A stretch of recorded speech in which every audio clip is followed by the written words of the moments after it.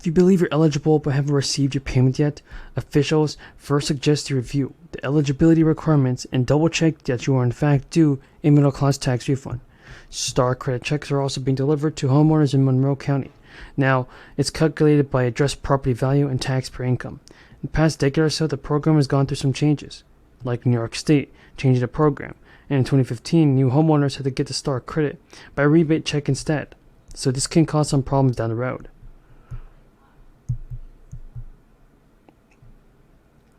Big news, the new bills are being passed. Stimulus checks are being mailed out. Lawmakers are negotiating whether leftover crisis relief funds should be poured into the Americans' bank accounts. It's been about a month since Minnesotans have received a one-time tax rebate payments, which were approved in the legislative session last month.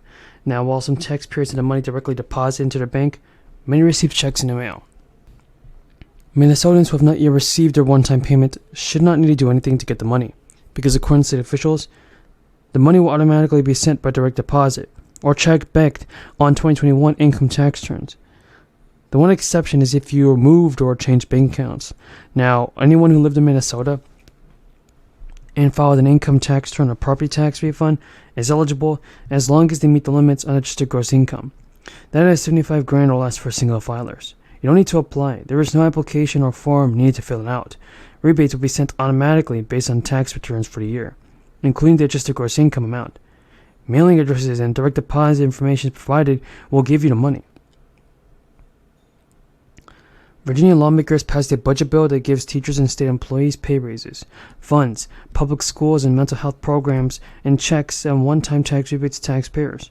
The Virginia House of Delegates and State Senate approved these changes to the state spending plan until the end of next June, a deal that also includes funding to increase state prison oversight and address K-12 learning loss. But negotiations have reached a deal over the past months. Now, the vote to approve the deal during Wednesday's special session was expected, as lawmakers stressed the need to pass a long-delayed budget bill before the final votes were tallied. The budget bill will now head to the desk of some Republican governors, who could sign it or look to make changes. Democrats and Republicans framed the budget compromise into politically divided assembly as a win for all people. Now, victories were both sides of the aisle. Even House minority leaders said the deal gives back to hardworking residents and children. But the approved budget sets aside nearly $55 million for the state of West Virginia and a share of a 2% salary increase for teachers.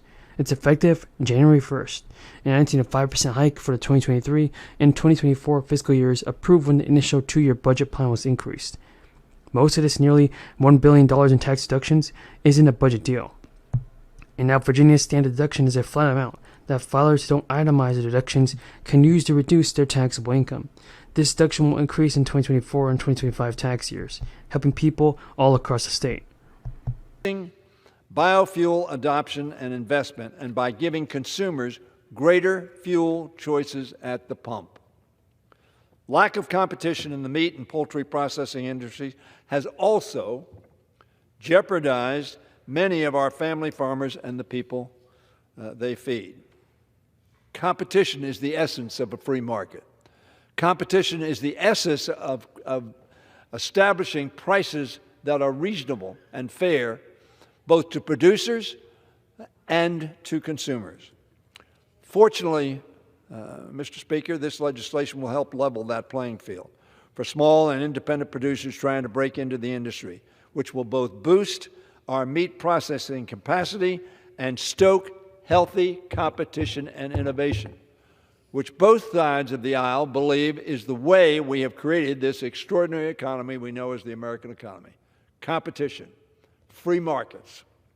Similarly, this bill establishes a dedicated office within the Department of Agriculture to strengthen enforcement of existing. President Biden, folks, is traveling to more states to draw up more support for his bipartisan infrastructure package, as well as additional plans for investing in families. But governors are criticizing Speaker Pelosi and Chuck Schumer for not already passing the infrastructure bill. What are your thoughts on Speaker Pelosi, everybody, and the Democrats? And who do you think is holding back our stimulus check? Is it senators like Joe Manchin, or is it Mitch McConnell? Tell me who's to blame, everybody, for holding back the fourth stimulus check. Feel free to comment down below. And also, don't forget to subscribe to my channel and give this video a like. On this channel, folks, I always do my best in providing you with the most up-to-date and reliable stimulus check news. Now, President Biden... And we made a decision there and then that our top priority would be to get you relief, to get working people relief, to get checks in pockets and tax credits in bank accounts. And with the help of this labor union, we delivered that relief. And I want to thank you on behalf of the President and myself for the work you did. Just talked up his bipartisan infrastructure package, as well as additional plans for investing in families and education. President Biden is on a trip to Michigan. It's part of his broader campaign by the administration to bring public support to the infrastructure package and other policies that are geared toward families and education. First Lady Jill Biden is going to Maine and New Hampshire as well, while Vice President Kamala Harris is scheduled to visit a union training center in Las Vegas. Joe Biden said the key is getting his $973 billion deal passed involves taking a case straight to the voters, while Republicans and Democrats might squabble in Washington. Biden's theory is that lawmakers of both parties want to deliver for their constituents. White House officials negotiated the compromise with a bipartisan group of senators led by Republican Rob Portman of Ohio and Democrat Kirsten Sinema of Arizona. The agreement features $109 billion on roads and highways, $15 billion on electric vehicle infrastructure and transit systems, and $65 billion toward broadband, among other spending on airports, drinking water system, and efforts to take down climate change. The White House officials negotiated the compromise with a bipartisan group of senators led by Republican Rob Portman and Kirsten Sinema.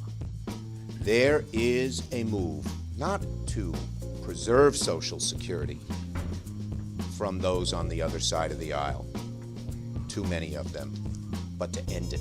The president intends to pass additional initiatives on education and families, as well as tax increases on the wealthy and corporations through the budget reconciliation process.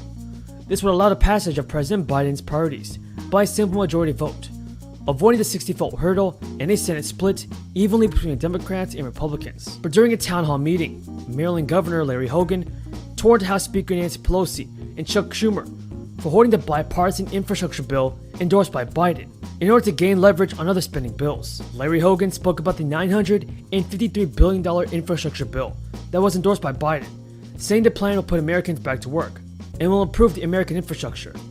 Hogan called the bipartisan bill a moment for us to show the American people that Congress is able to work together to deliver bipartisan, common sense solutions to all of our problems. What are your thoughts on Speaker Pelosi, everybody, and Chuck Schumer? Are they doing all that it takes to help out the American people like you and I? Leave a comment down below, folks, saying yes or no. Governor Hogan also stated that they're holding the bill as leverage for other spending bills, that we can debate about whether these are worthwhile proposals or not, but they have nothing to do with infrastructure and they don't have bipartisan support. The governor of Maryland then talked about President Biden, saying that instead of taking the huge win,